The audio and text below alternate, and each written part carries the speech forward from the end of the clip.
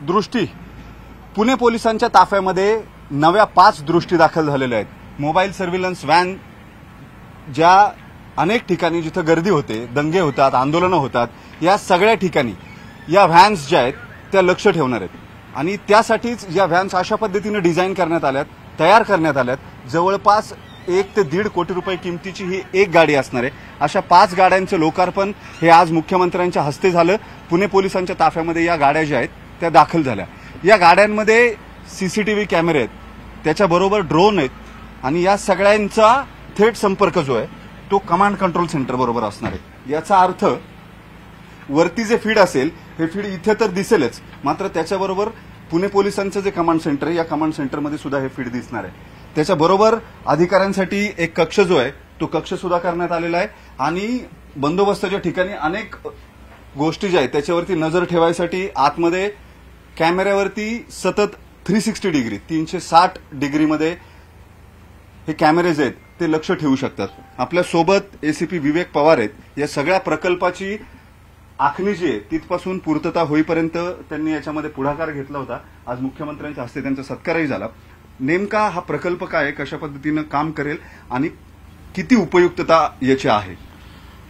आता CCTV phase 2 प्रकल्प जो ज्या अंतर्गत आम्ही पूर्ण पुणे शहरामध्ये जवळपास 4000 कॅमेरे लावणार आहोत, त्या प्रकल्पाचा एक भाग ज्याच्यामध्ये आम्ही 5 surveillance vehicle, mobile surveillance vehicle दृष्टी ह्या आम्ही ऍड केलेल्या आहेत। त्याचबरोबर 5 ड्रोन सुद्धा या सिस्टममध्ये ऍड केलेले आहेत। या ज्या व्हेकल आहेत ह्या अत्याधुनिक, आम्ही भारतातल्या सर्व व्हेकलचा अभ्यास करून एकदम मॉडर्न ज्या काय आहेत मॉडर्न ऍडव्हान्स आणि एआय बेस जी सिस्टीम असेल असे कॅमेराज, अशी टेक्नॉलॉजी आपण या व्हेकलमध्ये इम्प्लिमेंट केलेली आहे। या व्हेकलच्या चारही बाजूने 4 फिक्स कॅमेराज, एक पीटीझेड कॅमेरा ज्याच्यावर फ्लड लाईट्स पण आहेत। पीटीझेड कॅमेरा 360 डिग्री मूव्ह होतो आणि या सोडून आपण अतिरिक्त स्टॅटिक स्टेशनला किंवा बंदोबस्ताच्या ठिकाणी जेवढे काही अतिरिक्त कॅमेरे लावू त्या सगळ्यांचं इंटिग्रेशन आपल्या ह्या मिनी कंट्रोल रूम तसेच डायरेक्टली ह्या mini control room main control रूमला कनेक्ट आहेत।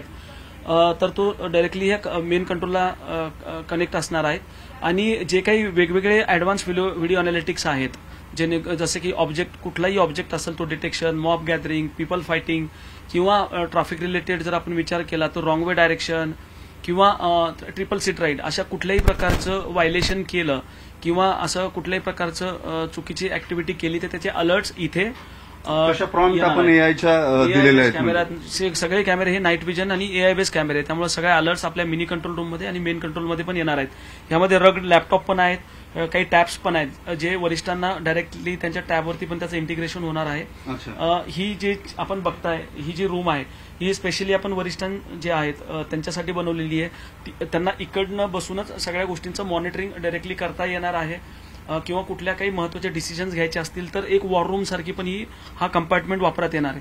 पुढच्या कंपार्टमेंटमध्ये आपण बघाल तर याच्यामध्ये ऑपरेटिंग स्टेशन पण आहेत, ज्याच्यामध्ये इकडे आपले बंदोबस्ताच्या दरम्यान ऑपरेटर्स हे याचं पूर्ण मॉनिटर करणार आहे। ही आपण सिस्टीम बघता वायरलेस कम्युनिकेशन पण आपली फॅसिलिटी जी आहे, म्हणजे आपण सीसीटीव्ही थ्रू आणि वायरलेस थ्रू डायरेक्टली कंट्रोलशी कनेक्ट असणार आहे।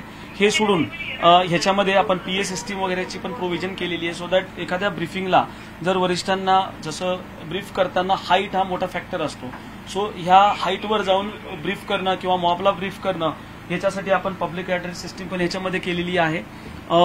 वरती आपण जर बघाल बॅरिगेटिंग, अम्ब्रेला हे पण फॅसिलिटी आहेत वरच्या साईडला। आपण वरती बघूयात आपण नेमकं कशा पद्धतीनं हे काम तुम्ही करू शकाल। खाली इथं खालच्या कंट्रोल रूमच्या कॅमेऱ्यामध्ये या सगळ्या गोष्टी ज्या आहेत त्या तुम्ही पाहू शकाल। मी आमचे व्हिजेस आहेत त्यांना विनंती करतो, खाली कमांड सेंटरचा जो कॅमेरा असेल त्याच्यावरती आम्ही काय करतो आहोत ते दिसेल। आपल्यासोबत विवेक पवार सर पण आहेत। वरती उंचीचा फायदा नेमका काय होतो तो लक्षात येईल आपल्याला। आपण बंदोबस्ताच्या ठिकाणी जेव्हा एक स्टॅटिक व्हेकल आपण उभी करतो, बंदोबस्ताला ब्रीफ करणं किंवा एखादा मॉब गॅदर झाला त्यांना डिस्पर्स करण्यासाठी हाईटचा जो बेनिफिट आहे ती व्हेकल इथे देणार आहे। ह्याला प्रोटेक्शनसाठी आपण बॅरिगेटिंग आणि उन्हाच्या वेळेस जर थांबणं थोडंसं अवघड होतं म्हणून याला अम्ब्रेलाची फॅसिलिटी पण आपण दिलेली आहे। कुठल्याही व्हेकलमध्ये आजपर्यंत त्यांनी जेवढ्या व्हेकल पुरवठा दिलेले आहेत कुठल्याही व्हेकलमध्ये अशा प्रकारची प्रोव्हिजनिंग केलेली नाहीये। ही आम्ही स्पेशल पर्पज आपल्या वेगवेगळे जे काही आपले अनुभव आले अनुभवाच्या आधारे आपण ही व्हेकल डिझाईन केलेली आहे. तर आपण बघू शकता की ही पब्लिक ॲड्रेस सिस्टीम इकडनं आपल्याला ब्रीफ पण करता हॅलो अशा प्रकारे आपल्याला ब्रीफ पण करता येणार आहेत.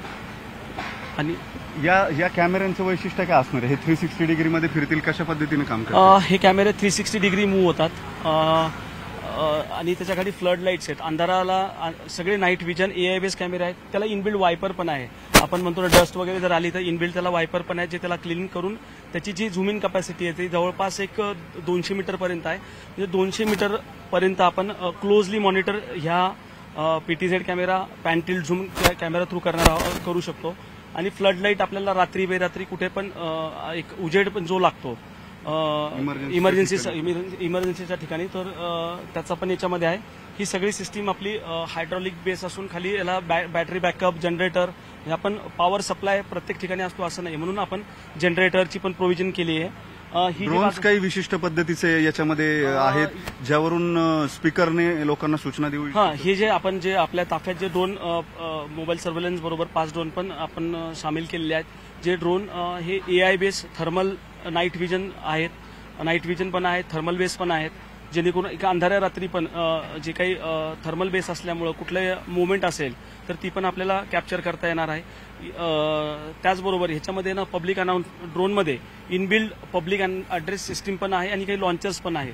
एक लॉन्चर सारखं म्हणजे एक प्रोव्हिजनिंग केलेली आहे. त्याचा वापर एकदम इमर्जन्सीच्या काळात आपण करू शकतो. म्हणजे थोडक्यात तुम्ही अश्रुधूर वगैरे जर सोडायचा असेल तर त्याचाही वापर ड्रोनच्या मध्ये येस, अश्रुधुरासाठीचं पण एक आपण लॉन्चर त्याच्या इनबिल्डच त्या ड्रोनमध्ये आहे. म्हणजे public address system, drone launcher, त्याच्यानंतर थर्मल बेस, AI बेस आणि डायरेक्टली ते रिमोटली कनेक्टेड आहेत. म्हणजे ते ड्रोन कॅमेरे डायरेक्टली आपल्या वायरलेस थ्रू म्हणजे डायरेक्टली आपल्या मेन कंट्रोलला आणि या मिनी कंट्रोलला पण डायरेक्टली कनेक्टेड आहेत.